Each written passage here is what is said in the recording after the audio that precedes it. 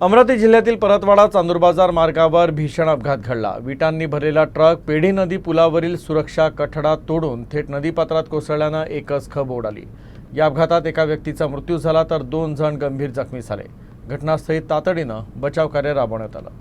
अमरावती जिल्ह्यातील परतवाडा चांदूरबाजार मार्गावरील पेढी नदी पुलावर हा भीषण अपघात घडला। विटांची वाहतूक करणारा ट्रक मार्गावरून जात असताना चालकाचं वाहनावरील नियंत्रण सुटल्याची शक्यता व्यक्त केली जात आहे। वेगात असलेल्या ट्रकनं पुलावरील सुरक्षा रेलिंगला जोरदार धडक दिली। त्यानंतर हा ट्रक थेट नदीपात्रात कोसळला। अपघाताचा आवाज ऐकताच परिसरातील नागरिक घटनास्थळी धावून आले।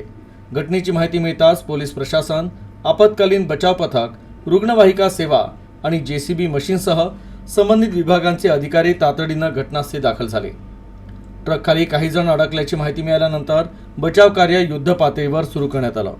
बचाव पथकानं मोठ्या प्रयत्नानंतर जखमींना बाहेर काढून अचलपूर उपजिल्हा रुग्णालयात दाखल केलं।